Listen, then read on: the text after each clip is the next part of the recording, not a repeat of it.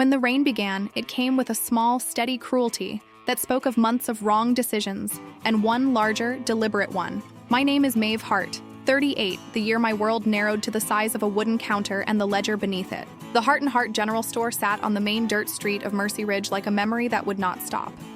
For 20 years, I had kept it, sold flour, caulked boots, measured calming doses for fevers, and taught more than one hard-faced farmer's wife how to mend a dress while keeping her chin lifted. I was not simply a merchant, I was a keeper of a town's small economies, a quiet midwife when the preacher was afraid to touch the body, and the woman who stamped receipts and names with fingers that had once tended a husband's fever. My husband, Jonah, had been the steady center of our life. He was the sort to tie a bargain with a handshake, and to tell a boy that had cut his hand that he would be all right. 3 winters ago, a fever took him in a week. The doctor from the county could do no more than nod somberly at my attempts to poultice what was not poulticeable. The town called it bad luck. The bank called it collateral. Because of a debt Jonah had co-signed, a bad loan to a man who ran with cards and whiskey, a lien tucked itself into the legal seam of our life.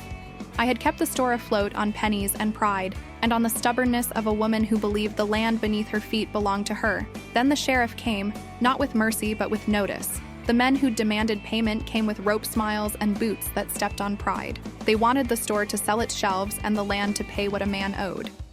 Worse, a rumor began, soft at first, that Jonah had left me not only a ledger, but a shameful secret, a liability tied to someone named Mercer, a man whose name was spat with the same hatred reserved for snakes and traitors. It was not true, and I knew it, but rumors are a kind of force stronger than the truth when men make them into law. The breaking point came over the course of a single gray afternoon. The bank's notice pinned to my counter was like a nail in my palm. Mrs.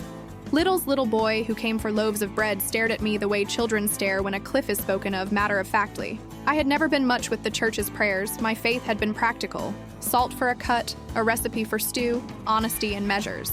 But when Sheriff Colton marched in with his deputies, the courthouse's writ in hand, and the look of men who had grown used to taking, my practical faith felt threadbare. "It will save you trouble, Mrs.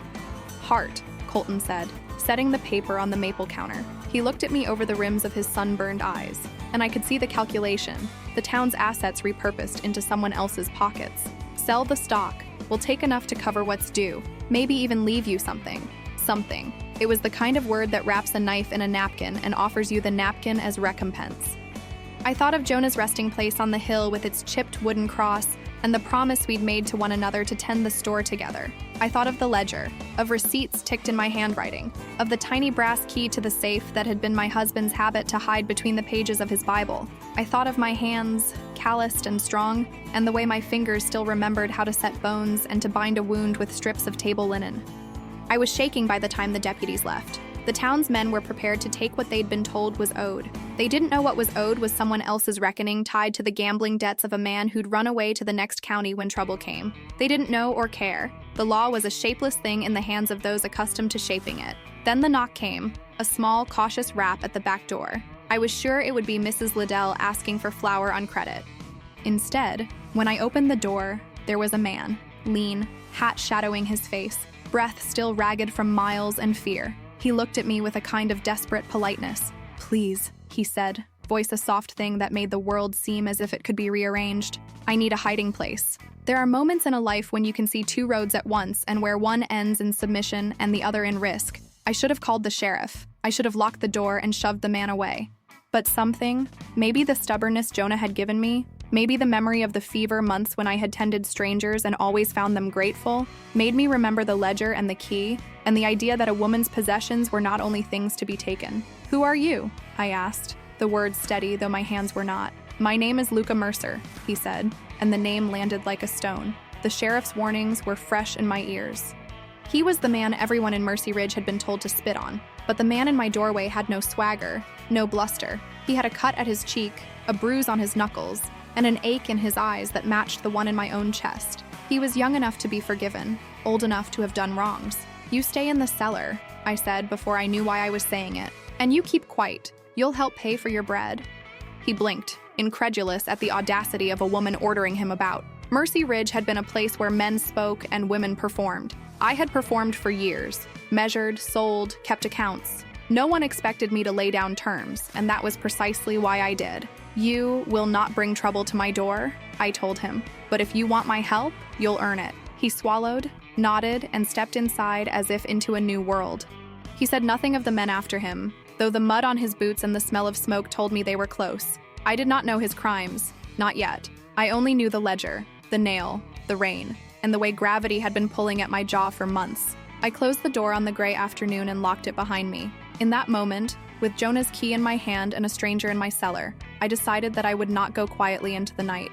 The cellar under Heart and Heart had always been useful. Root vegetables in winter, a barrel of salted pork, shelves of jars labeled in Jonah's tidy scrawl. I kept a lamp down there, and a cot that had once been for an old hired hand. The man I had let in, Luca, made himself small under the stairs like an animal grateful for shelter. He took the cot with the awkwardness of someone not used to being given charity, and when I showed him the blanket, he folded his hands and looked nearly embarrassed. "You should eat," I said, carrying down a bowl of stew I'd warmed from last night's pot. The lantern light made his skin ashen and his eyes deep. Up close, I saw a scar that ran along his jaw, a thin crescent that suggested fights and escapes. In the light, he seemed both wary and grateful, two things that made him human and less a wanted name. "Thank you," he said. "I didn't think anyone would." "You'd be surprised," I told him. "We do what we must." And then, because a heart stubborn with grief still wanted answers, I asked the questions that steadied me. "Why are they after you? What did you do?" He deflected with silence at first, fingers tracing the rim of the bowl like a nervous ritual. "I don't want to drag you into this," he said finally. "You already are," I said. "The ledger's not the only thing in this store." I wanted him to know I had reasons beyond pity, that my life carried its own claims. "Are you a killer?" He looked away, jaw working. "No," he said, "but I killed a man once. In the right place, in the wrong place, under the wrong light." That was enough for me at the time. People had killed for lesser things in this country. Land, revenge, pride. Mercy Ridge had its share. What mattered was not his past sins, but what he was willing to do in my present. I watched him sleep that night, the rise and fall of his chest, a human punctuation to the restless thoughts that had overtaken me since Jonah's burial. A life could take strange turns when you thought it over, a counter and a ledger. Word of a fugitive's possible presence spread slower than wildfire and quicker than a lie. It came in meandering looks, in a boy who paused by the door and caught my eye and then hurried away, in the way some men asked for sugar and left with faces unreadable. I told myself I must be cautious, but the deeper truth was that I had no intention of watching Mercy Ridge hand one more piece of itself to men who called power a right. If the law here was made by those with boots, and not by what was fair, then I owed it to Jonah to at least shelter a man who had nowhere else to go. We were an odd pair. I was the woman used to making lists and weighing flour, the one who knew how much salt made bread last longer and how much kindness made a community endure. Luca was a man whose life had been spent on edges, cards, thefts, a quick fist, but he had skills that were blunt in their usefulness. He could pick a lock-in under a minute. He could read the sky and know when a storm would stay or leave. He had the kind of quickness with horses that suggested a life on the run. When I told him he would share chores, mending a broken rung, sweeping the back room, stacking cans, he accepted like a penitent, grateful and eager for purpose. Our first success came not from bravado, but from something smaller, making the ledger speak in a way the town could not ignore. I started to inventory the stock with a precision Jonah had admired in me and the kind of diligence that made accounts sing. Luca helped with the heavier tasks, his arms steady, his breath a rhythm of industry. He learned quickly, and his hands were careful with the jars and sacks as if he were trying to atone through care. The more we worked, the more I saw that his restlessness could be refocused into something that served more than his own survival. "You're good with numbers," he said one night as we counted coins by lamplight. "Where'd you learn that?" I laughed, a brittle sound. "From a man who made me tally every expense and call me out when I was reckless." He frowned. "You sounded pretty reckless to me," he said. "Walnuts? A new dress? You don't need that. Neither do you need the corroded compass you keep," I said, pointing to the small thing he had set near the stack of nails. "But we both keep things that matter." There was a moment of softness there, a bridge crossed by a shared look.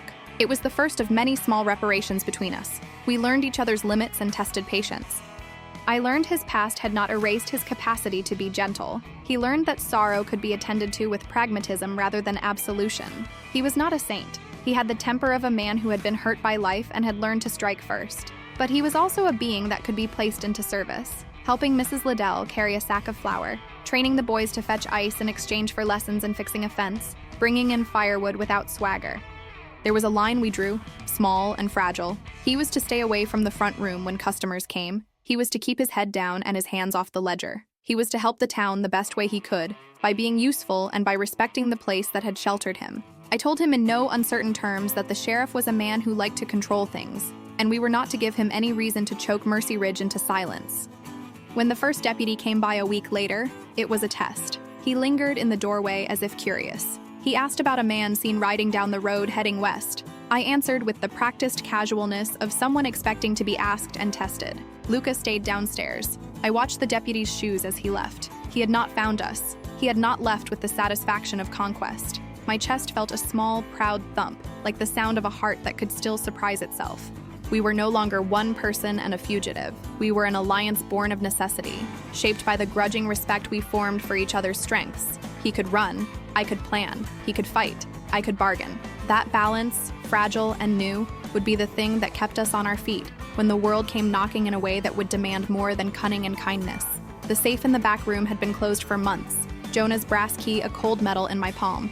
I had been careful to keep it where I could see it, between the pages of the ledger's first receipt, under the drawer, and now in a seam of my apron. The cellar, a dim womb beneath the store, became our world. I would descend each morning with the lamp and the day's supply list, and Luca would be awake or waking with the sort of silence that comes from men who have learned to listen for the footfall of danger.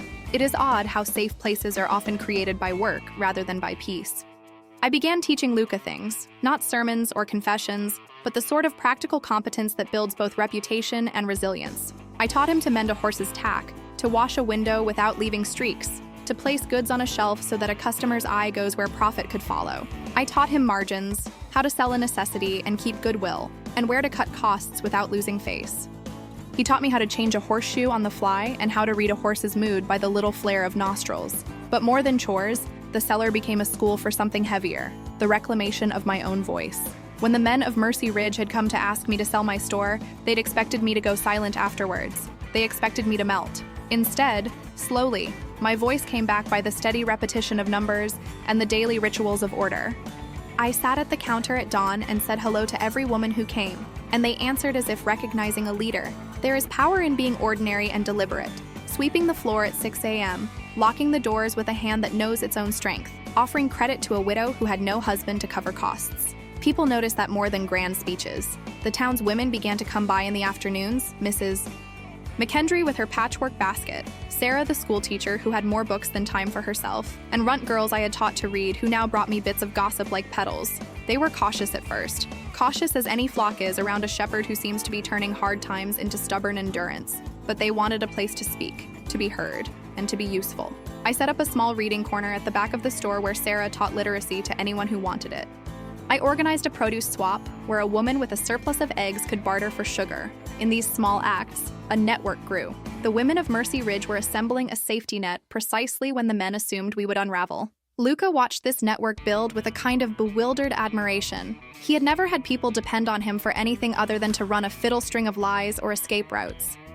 They depended on me for food, for remedies, for counsel, and, most importantly, they made me the woman whose decisions mattered. That change was both terrifying and intoxicating. For Jonah's sake and my own, I let the power sit on my shoulders not like a crown but like a tool. It felt heavy but necessary. One morning after a storm, a boy came in with a fever blistered across his forehead. His mother, face tight with worry, held him by the hand as if afraid to let him go.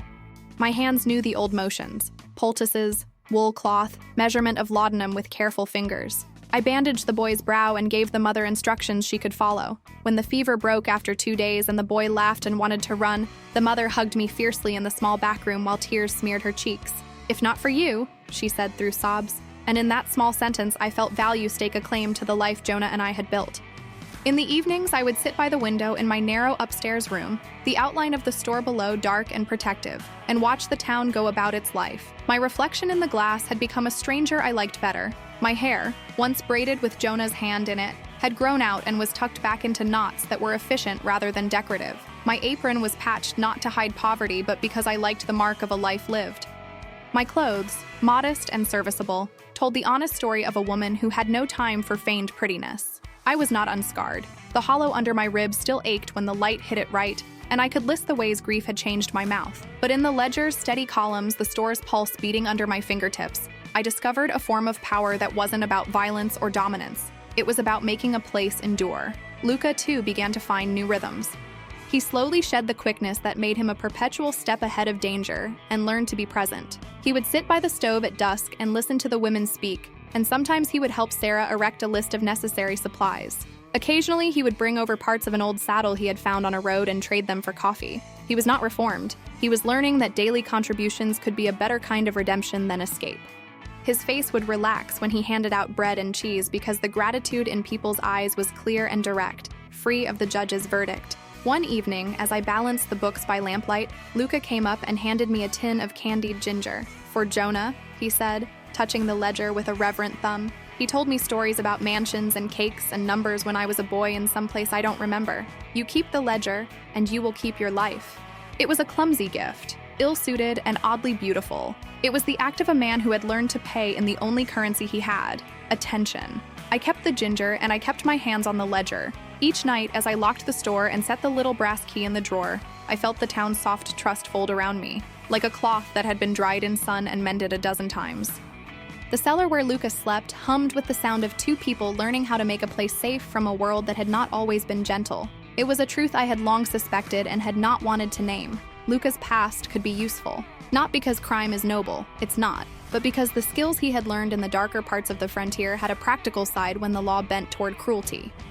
He had been efficient at remaining unseen, at reading movement, knowing how men would think when hungry, and at speaking a language of alliances learned in places where promises were fragile. I began to ask him to teach me things that might seem unsavory on paper: how to hide the ledger's true value, how to create false trails should a man come snooping, how to barter in a way that left the enemy confused.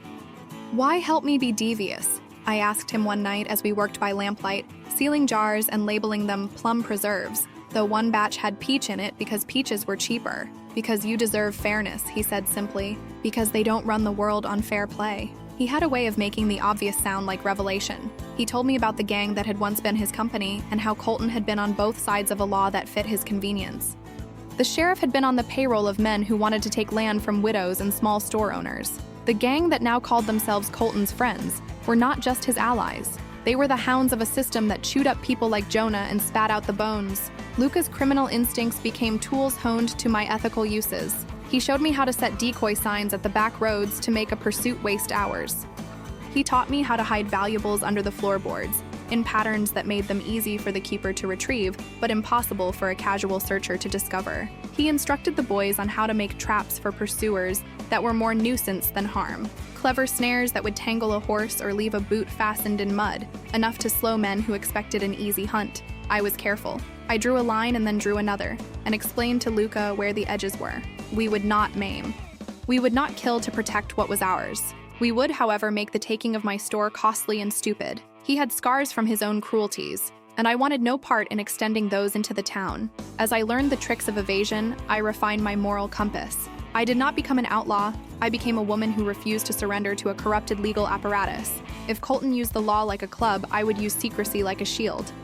It felt like strange justice, not the kind that undoes the past, but the kind that makes the present less ruinous. For Jonah, for the Ledger, for Mercy Ridge, I schemed with the precision of someone who finally recognized the work that grief could do if directed outward. My plans were deliberate. We would gather the women's networks and create lookouts and coded signals. We would store enough provisions to withstand a siege if needed. Luca and I mapped out how an attack might come, which windows would be taken first, which barns could burn quickly, and where men would likely split into small bands. His knowledge of roads and my knowledge of the people combined into a strategy that looked less like the work of a fugitive and more like that of a community preparing for a storm. While we plotted, affection grew in the small pauses between plotting and labor. It was not the kind of heady love sung about in saloons, nor did it arrive like a bolt. It came in shared coffee, in the way he would thumb the edge of a ledger with a hesitant reverence, in the way I noticed the small cleanliness of his fingers when he returned from repairing a neighbor's cart. He respected me before I knew how to respect myself again. Never a patronizing eye, but a steady look that asked permission. It was an equality forged in necessity and patience. I learned, too, that his sense of honor was clockwork. He would not steal from the poor. He would not strike a child. He had fled certain elements of his past because he had seen how it devoured souls. That terrified me and made me trust him in a way I had not with most men since Jonah's death. He was capable of shame and therefore capable of change. He had run, yes, but now he understood he could stand and act with me. The sheriff's name, Colton, became a presence like a black cloud on the horizon, capable of sudden storms and blinding winds. He had found ways to manipulate certain businessmen and gamblers. When he wanted to take land, he simply called it a debt to be settled. When anyone questioned his methods, he would smile and remind them who kept the law in that county. He was not above threats and knew how to make a town think twice about resisting. But the more Luca taught me, the more I felt that I could turn those lessons into something that grounded my own power. He gave me a map, not of roads, but of a worldview where options exist even when odds do not. He made me brave in ways practical and considered. I began to see that the ledger was not only a statement of debts, it was an instrument of agency. If I could use Luca's knowledge to protect what was mine, then the choices I had were both moral and strategic. One night, while cataloging weapons of sort we might set up as deterrents, barn doors bolted, cans of oil for seams, Luca paused and looked at me differently. "You could take this," he said softly. "You could take the town and make it something else." It was not a faint suggestion for romance. It was an argument for transformation. "I will take it," I said, "but not alone." He smiled in a way that said he preferred being part of something deliberate. "Then we will do it together," he said. And so his story, the man who had run and learned the world's sharpest edges, became a set of instruments to serve mine. Not to take my life as a trophy or to overshadow me, but to arm me with the tools to reclaim what I had lost and defend the people who mattered to me. That was the deal we struck. His past would be repurposed into protection for a future I would build. The truth that had cleaved my life in two had never been only about money. It had been about power and who wielded it in Mercy Ridge. When Jonah took his fever, the men of the town did not fill the hole he'd left with compassion. They saw an opportunity. Colton, the sheriff, had begun to reinterpret the law as a kind of property claim, and men who wanted land and business used him like a favorable weather. Their injustice had faces. Mr. Hargreaves, who owned the distillery and wanted extra storage, a small group of men who believed women should not own property, and the bank's new manager, Mr. Dovey, whose ledger was less interested in ledger and more interested in land. Someone had been buying their complicity with cocktails and bribes. They would stand at the back of town meetings and speak about restructuring, while wives whispered about rent and children's shoes. It was perfunctory cruelty dressed as commerce. I had lost Jonah, and with him, much of the authority we had established. They'd hoped I would accept my reduced lot out of fear or convenience. I refused. When the woman in the mercantile circle, Sarah the schoolteacher, confided that Mr. Dovey had been visiting widows and offering them assistance for a price, the truth settled in me like a stone. It wasn't only my story that needed defending. It was the stories of all the women whose futures were being repurposed out from under them by men who saw rules as suggestions. We needed more than a ledger to fight them. We needed evidence and witnesses. I began to look at the court records, cross-reference the loans, and notice patterns in men's names. Colton had been instrumental in enforcing liens in a way that favored his friends. He had used force when persuasion failed, and he had used persuasion when force was awkward. This wasn't a case of a lonely man making a bad call. It was a system devised to ensure certain people stayed on top. I made a list. It was the only way I knew how to turn righteous anger into something functional. The list included names, dates, amounts, testimonies, small patient things that would be hard to dismiss. I met late at night by the back of the store with the women and took their stories, wrote them down, and made small copies to distribute. We used Sarah's literacy class to teach people how to sign affidavits properly. We trained witnesses on how to state facts without adoration, to keep emotions measured so the law, when it was neutral, would hear our case. It was a slow and dangerous thing. Speaking truth to men like Colton invited consequences, but not speaking meant that others would be extorted and frightened into silence. I thought of Jonah's stubbornness and the way he'd stood by me in small arguments and large ones. I thought about Ryan McCarty, the farmer who'd been bullied into selling his field when Colton had found a debt, and how his wife now had to work 2 jobs to feed her children. Injustice multiplied when people accepted it. When I approached Mr. Hargreaves to question him about the expansion into properties once rented by widows, he sneered. "Business is business, Mrs. Hart. You don't own my conscience. You own a lot of land now," I said. "If you think that's conscience, maybe yours is an odd kind." He laughed, a flat sound. "You think we fear you?" And there it was. Underestimation, the old frontier mistake. Men who thought they had lowly women by the throat, because women were tender, had never met a woman who counted coins and grievances with the same respect. I was counted among them now. The ledger had given me something political and blunt, a reason to speak aloud. Colton, sensing a threat, began to circle. Deputies lingered too long at the corners. Mr. Dovey wrote me letters asking for settlement talks. I refused to meet him in private. If we were to succeed, we would do it in daylight where others could bear witness. I sharpened my own words as carefully as a blade. When men tried to cower me with threats, I met their eyes and said plainly, "You will need more than menace to take what is mine."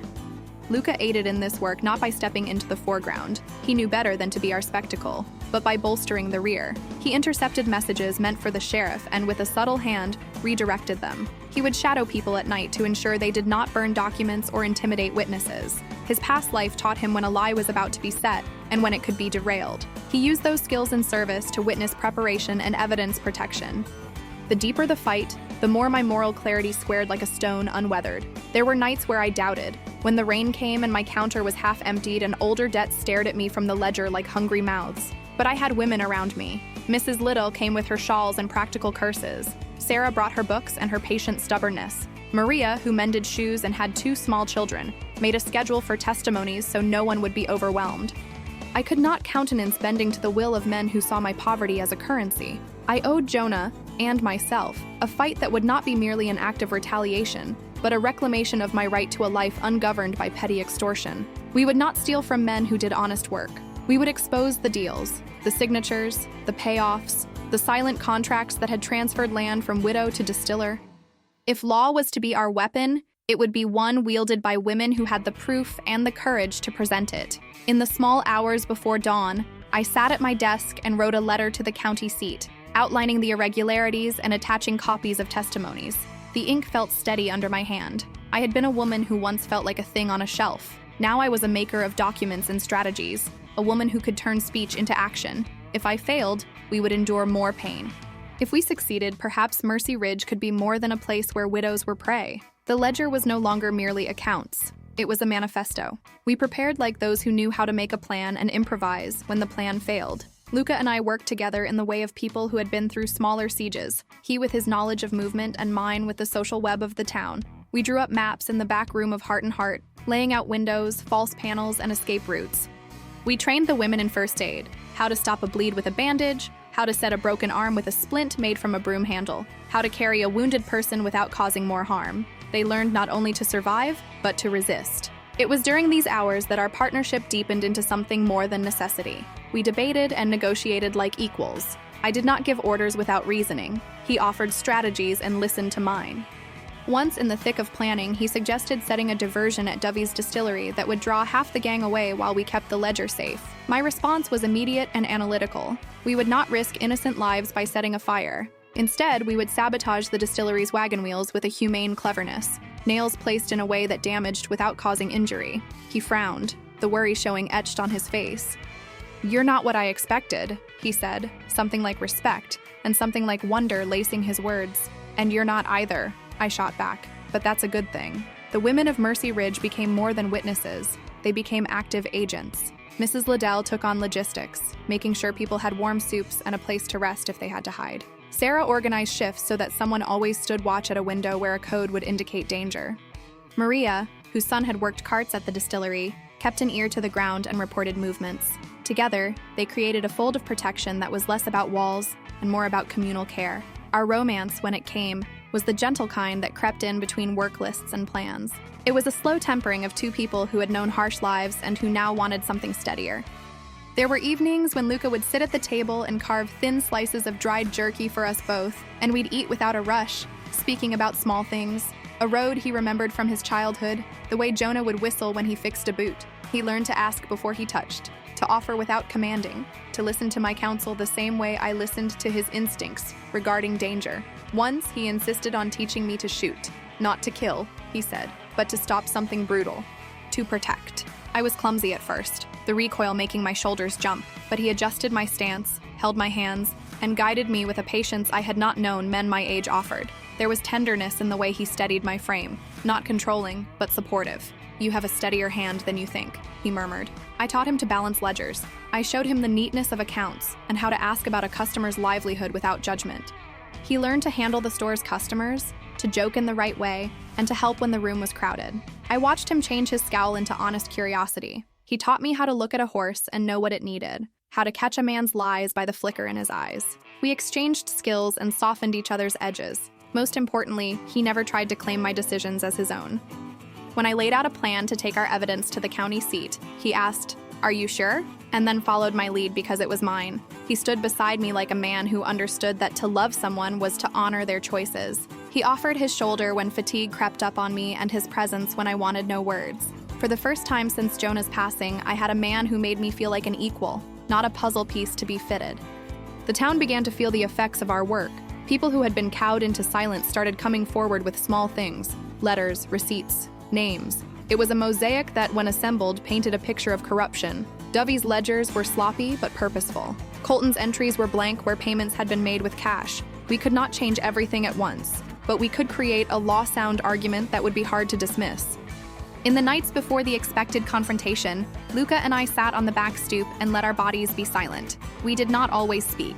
Sometimes the only words were the small exchanges, the passing of a cup, fingers touching a shoulder. His redemption arc was not about erasing his past. It was about making amends the daily way, through loyalty, through work, through standing where we needed him to stand.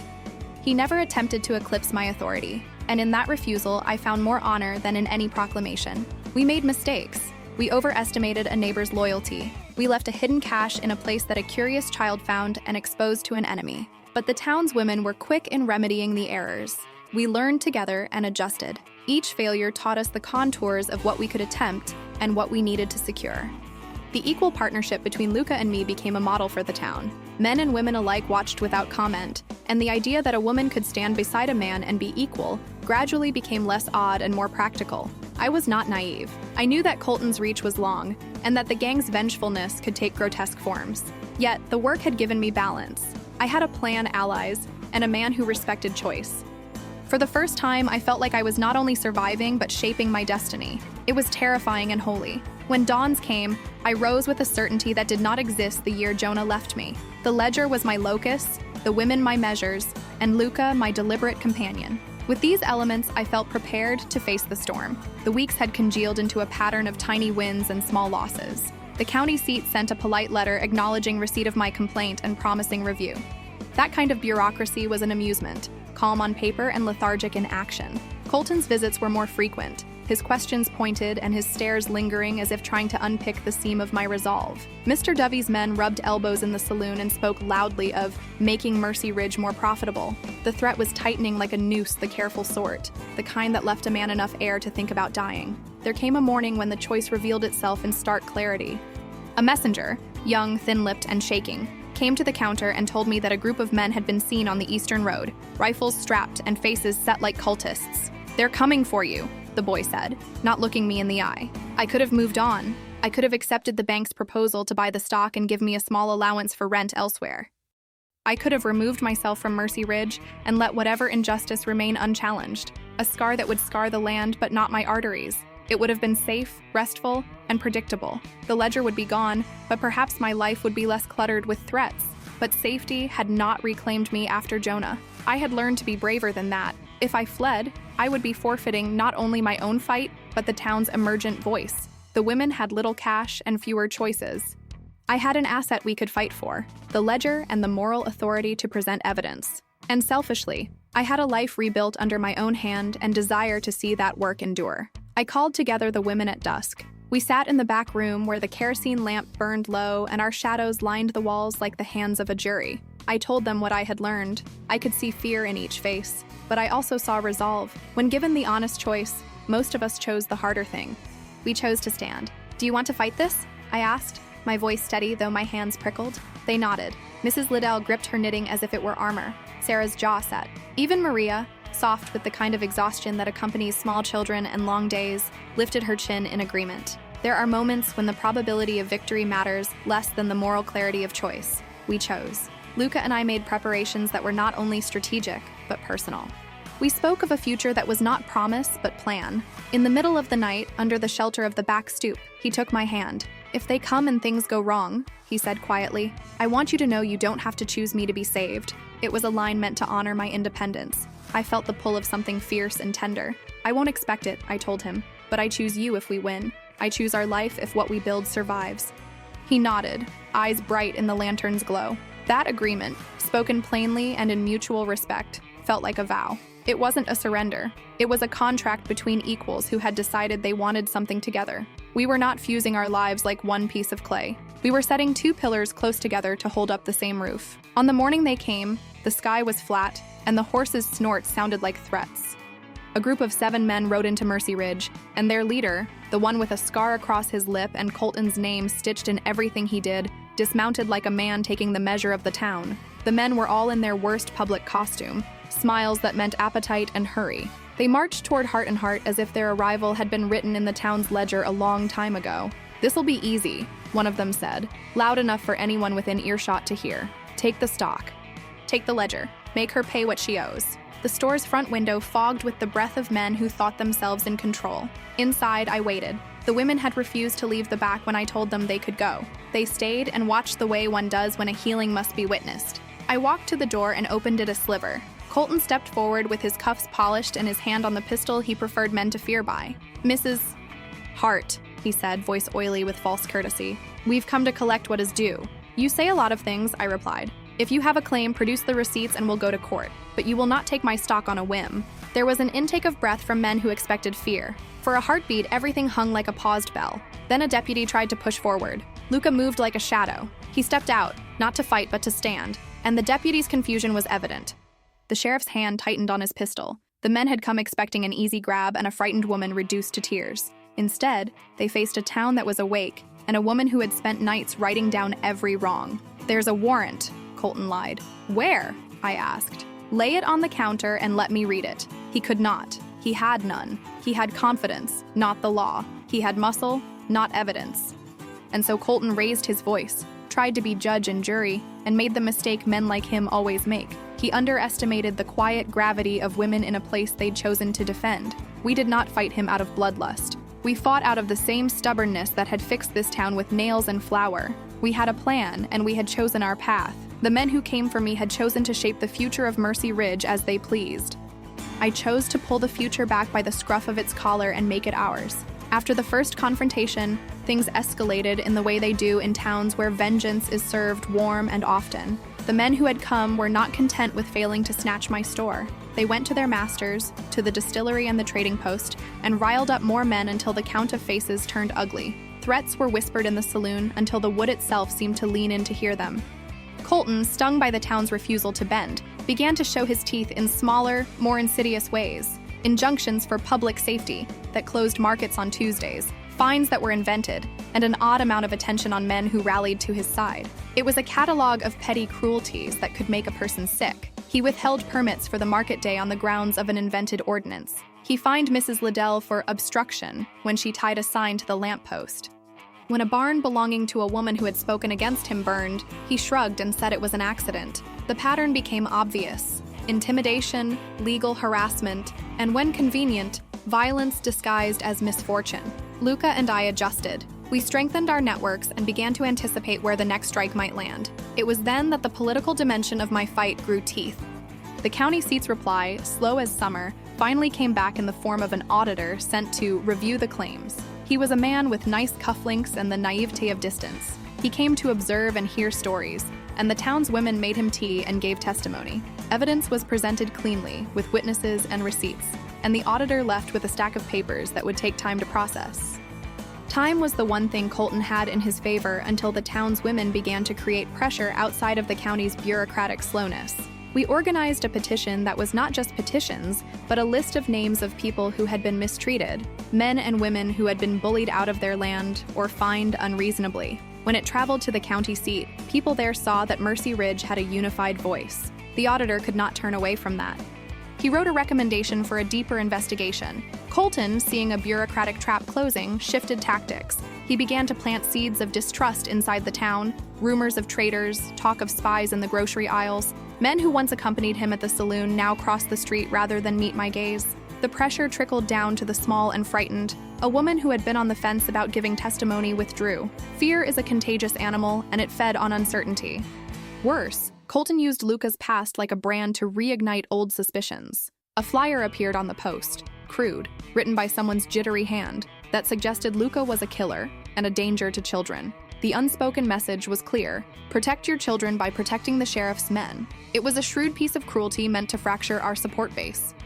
For a day, it worked. Some of the town's men kept their distance. their eyes darting like men who feared losing the goodwill they'd built with people in power. I felt the strain of it. I had been careful not to let fear dictate my moves, but I was not a heroic myth. I was a woman who took naps in the afternoon when the day allowed it, and who had to remind herself to eat. The attacks felt personal. The ledger, physically safe under a false floorboard, was still an object people wanted to control.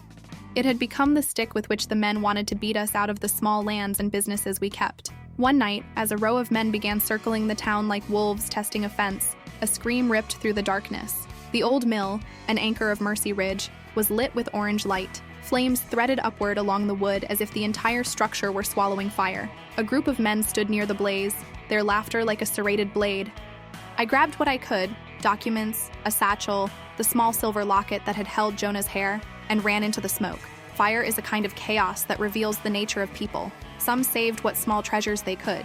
Others watched, helpless and enraged. Luca was there, his hands blackened with smoke, pulling a ladder free so we could reach a second-story window to collect town records. We worked with a ferocity that had nothing to do with tenderness and everything to do with survival. The flames chewed through the old beams and left a smell in my hair and lungs for days. That night, when the mill burned and someone timed cavalry rides outside town, I realized that the forces aligned against us were not only greedy, they were ruthless. Colton did not stop men from burning a structure that was vital to the town in the hope that the town would submit to fear. The men who stood in the smoky light were not thinking beyond the next cheap thrill. We convened after the mill's ashes cooled and decided that direct action was unavoidable. We could no longer rely wholly on the slow processes of law. We needed to act in ways that would protect our people's lives and evidence. There were now more immediate risks: intimidation, arson, and manufactured accidents. The men would test the town's nerves until they broke. We refused to let the town break, so we built traps that did not maim but impeded. We moved the ledger to an entirely new hiding place, under the floorboards beneath the children's reading corner, disguised by a patchwork quilt and a shelf of donated books. The women practiced stealth, learning to move like shadows while staying visible enough not to become the targets of slander. We taught the boys to act as runners if we needed an outside messenger, and we set codes to ensure messages reached the county seat without interception. At times I wondered if this was the life Jonah would have wanted for me.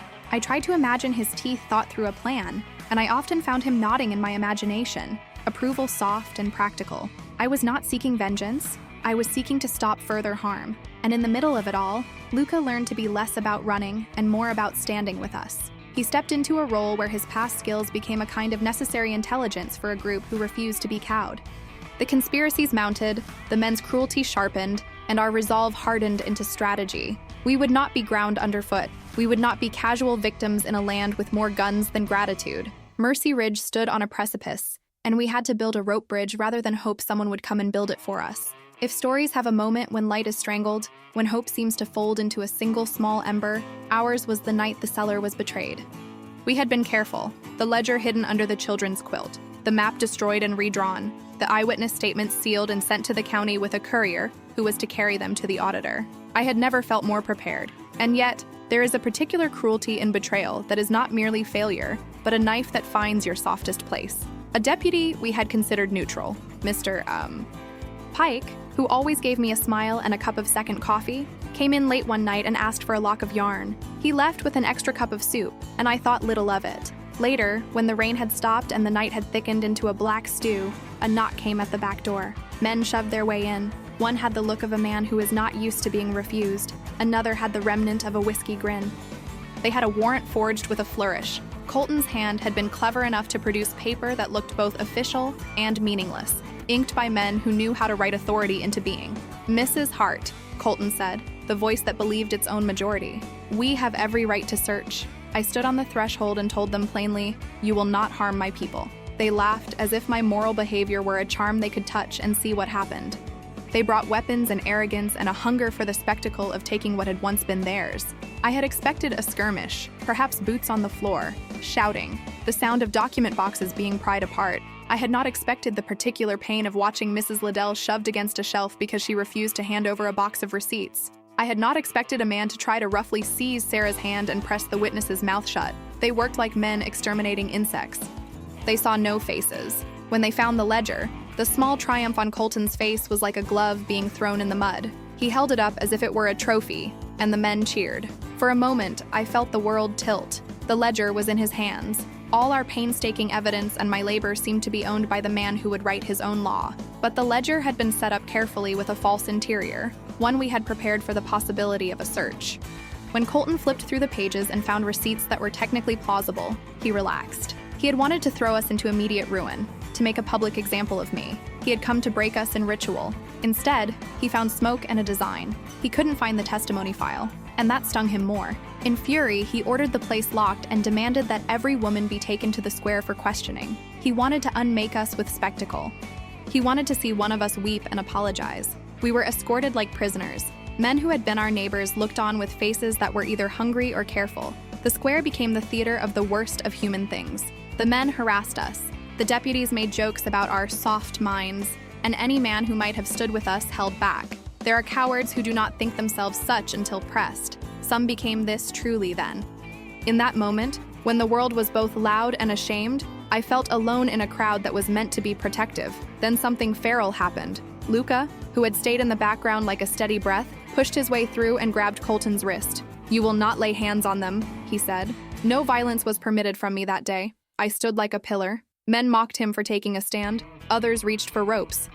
In the scuffle, a shot was fired, a panicked discharge that sent a line of panic through the crowd. The sound of a bullet is a thing that sets people moving into survival like animals. Someone fell. Mrs. Liddell's oldest boy, who'd been fetching water, was struck in the shoulder. The fall fractured something inside me that nothing else had. I had expected my life to be taken in slow, bureaucratic measures. I had not expected to see blood on the stones for a child's sake.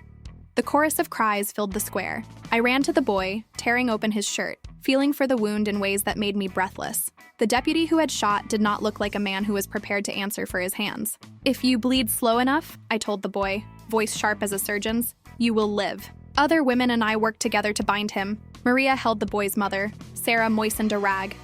We had trained for this, and now we acted like women who held the measure of a town's basic health. The aftermath was brutal. Colton called this a revolt and promised retribution. He arrested 2 of our men on trumped-up charges and declared curfews. He had the ledger transported to the county lockup on the grounds that it could be evidence. For a day, we thought the law had finally swallowed the truth. The ledger was gone, and the auditor's arrival was delayed indefinitely.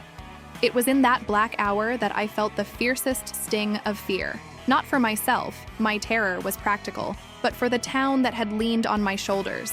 Would we be reduced to whispers and hunger? Had I led them into worse? The questions looped in my head like a tune I could not stop. Luca, bruised and angry, refused to be caged by despair. He refused to accept that the ledger in Colton's hands meant final defeat. He moved like someone who had run 1,000 roads and found a sudden, steady purpose. "They think paper is power," he said quietly, pressing his palms to his thighs. "But they don't have hearts. We have that. We can prove them wrong." When the county lockup would not produce the ledger under legal pressure, when the threat shifted from paper to men, we decided, for better or worse, that the only recourse left was to make a bold move. We would show the town's proof to more than a single bureaucrat. We would carry our evidence publicly, to a place Colton could not control, and we would do it with as much dignity as we had left. In the face of the worst hour, the decision we made was neither foolhardy nor neat. It was honest. We had been laid low, but we were not broken. It would test us in ways we feared. And in the darkness, I remembered Jonah's hand warm against my back the last time he'd led me across a threshold into an unknown future. That warmth returned as a memory, and with it a stubborn insistence. I would not be defined by how I was hurt, but by how I rose. We moved like a woman who had finally decided to stop waiting for rescue. The town's women, bruised but not defeated, came together in a way that made the morning feel like a promise. We arranged carriages, some borrowed, some paid for with the last of emergency coin, and prepared to carry what proof we had, even if it was incomplete. It was not enough to march to the county seat in a matter-of-fact protest. We needed spectacle to pierce the complacent ears of men who preferred the quiet complicity of their colleagues. "We'll go at dawn," I told the group as we gathered in the back room beneath the store. "We'll go as a procession, not a rabble. We'll go as a force." Luca had scouted the roads. He knew the turnpikes to the county seat and the places where men might attempt to waylay us. He taught the boys how to scan the hedgerows and which fields might be safe for a temporary detour. The town's men who remained loyal, few but essential, put up a stubborn face and rode at the outskirts to show we were not easily terrorized. It was a moving anachronism. Women leading a civic action, protected by the very men who otherwise had no reason to defy Colton. We carried what evidence we'd saved, the affidavits, a handful of receipts, testimonies, and a copy of the ledger's most incriminating entries. We also carried the names of everyone who had been wronged, a human list that could not be folded into an envelope and dismissed. The procession was quiet and dignified. No shouts, no drums. We let the visual speak for us. A line of women marching with the will of a town behind them. The county seat's main road was long and exposed. We expected to be harried, and we were not wrong. Men on horses, hired by Colton no doubt, arranged themselves like a cordon. They had the audacity of those who believed in their right to stop a woman's ambition. They demanded we turn back. I stepped forward without hesitation. "We are taking our evidence to those who will listen," I said plainly. "You will not stop us." The men laughed, their voices sharp in the thin air, but we did not retreat. Instead, we made a move that was both daring and clever. Luca had planned diversions. A group of boys lit small fires in the field to force attention away, while other men, our reluctant protectors, created a ruckus in the opposite direction. In the confusion, our procession moved like a steady river finding a new channel. We did not run. We walked with deliberate steps. When we reached the county, the sight of women carrying evidence and stories disrupted the town's normal hum. People came to their windows. The auditor's office received us with a clerk who thought that women had crossed a small line. He was wrong. We demanded an audience, and when he refused, we moved to louder measures. We set a table in the town square and began to speak. One by one, women told their stories out loud. They spoke about fines and threats and the day the barn burned. They spoke with the authority of witnesses who had kept quiet long enough and who were done. The county people, men used to governing from a distance, could not easily dismiss a chorus of witness. The language was simple and irrefutable. Numbers, dates, names. We put them together with the receipts, and with the ledger entries we managed to trace.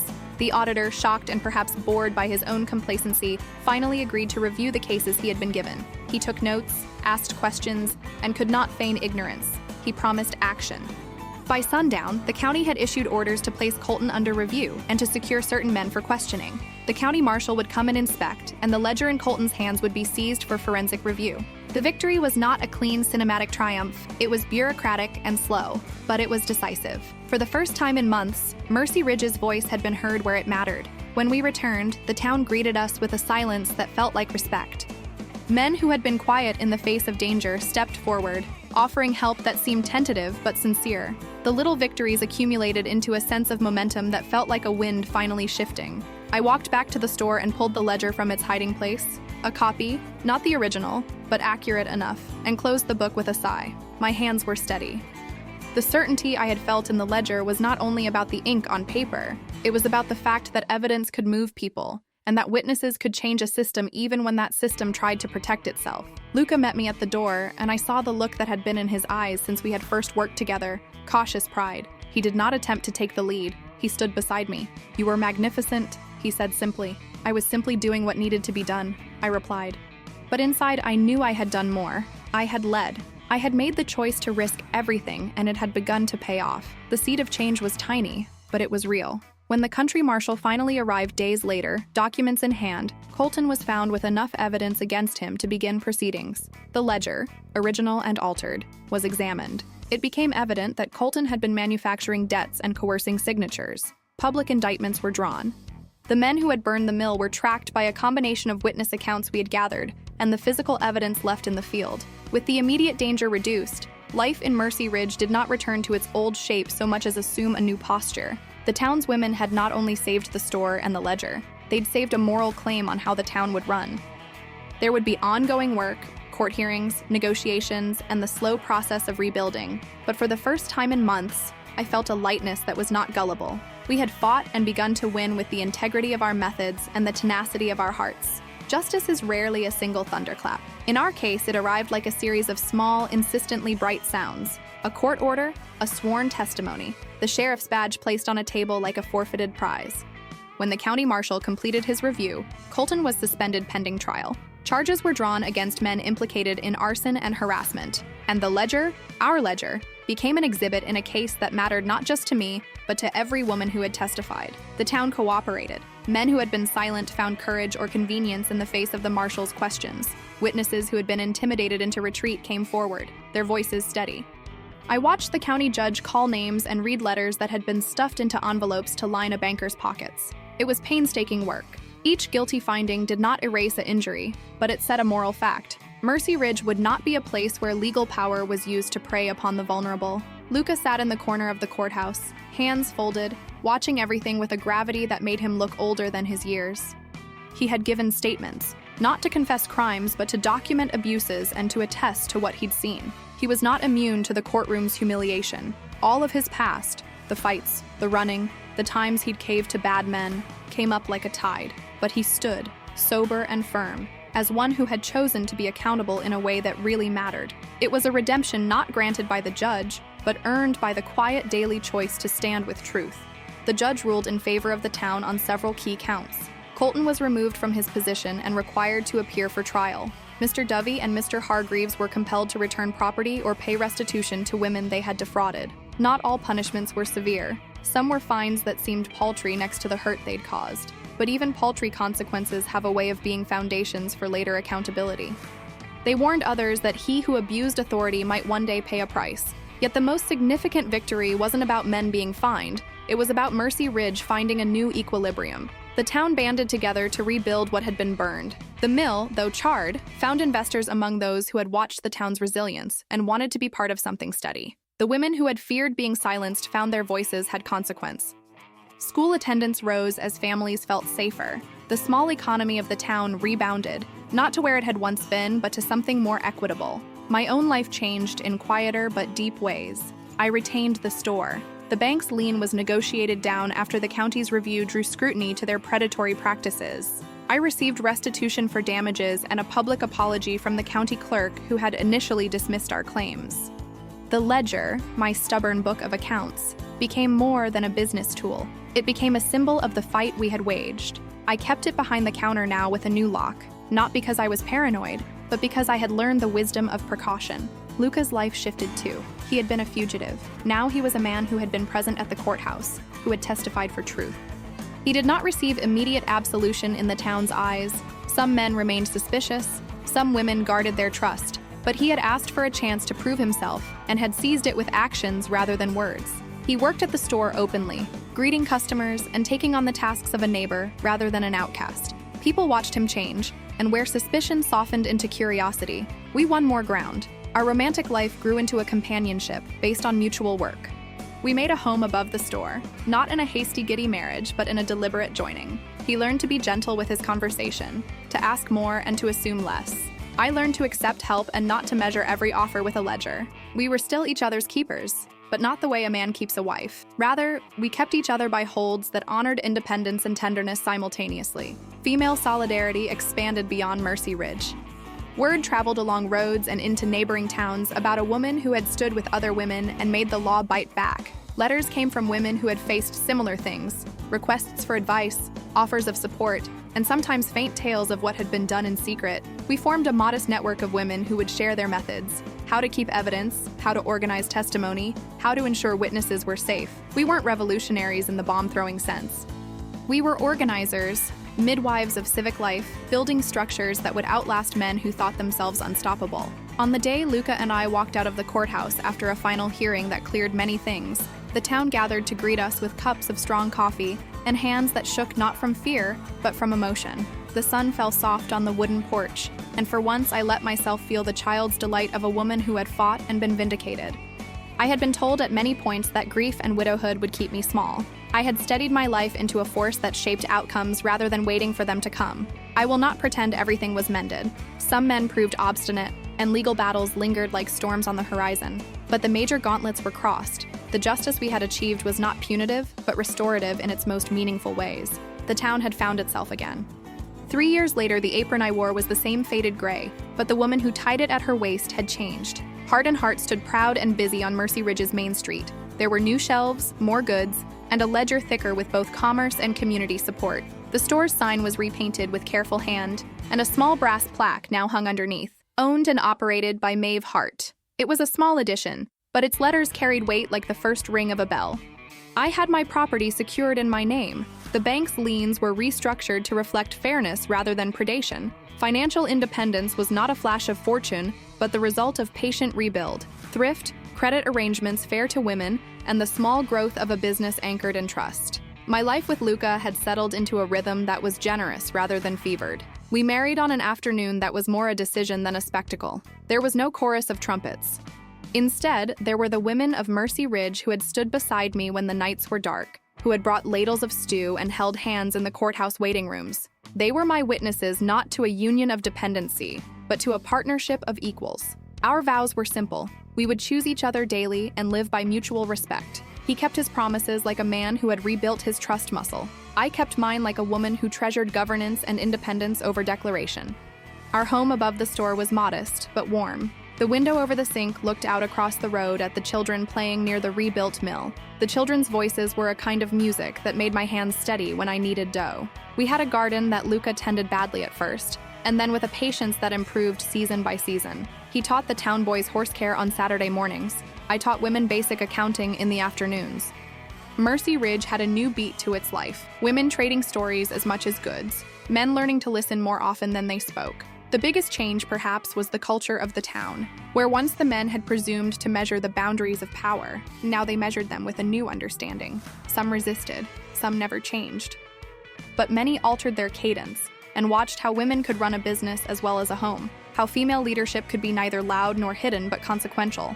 The school had a new library, funded in part by our store profits and the goodwill of neighbors who had finally learned what it means to invest in community rather than profit. I became a mentor of sorts, a woman who had been knocked down and refused to remain there.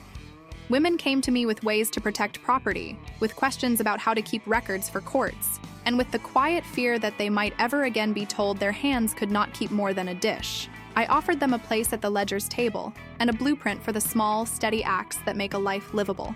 It was not charity. It was the transfer of knowledge and power, an insistence that no woman be forced to believe she is small. Sometimes, at night, Luca and I would sit on the back porch and talk about the earlier days, as if they were a different season. There was tenderness and the recognition that each of us had saved the other in specific ways. He had saved me from aloneness and physical danger. I had helped him reclaim the dignity of a man who could choose honor over flight. We had both been formed anew in the fires of the town's needs. On the anniversary of Jonah's death, I climbed the hill and smoothed the dirt on his grave. I left a small sprig of lavender and pressed my palm to the wood of the cross. "You would have liked it here," I told him quietly. In many ways, it was Jonah's values, the fairness in a bargain, the patience of a maker, that had guided me. I could feel the past braided into the present without it suffocating me. If you are a woman reading this, know that the story you have just shared is not merely entertainment. It is a map, a testimony, that even when you are shaken, you can build again. The ledger I kept was both a business tool and a record of every hand that helped. The women who stood with me were not extras in my life. They were the spine of the town. If you have been told you must be small because the world loves to have it that way, I offer you this truth. You already contain the maps to rebuild, and so her story ends where yours continues. She was told she was broken, but she proved them wrong. She was left for dead, but she rose stronger. She was meant to be silent, but she roared.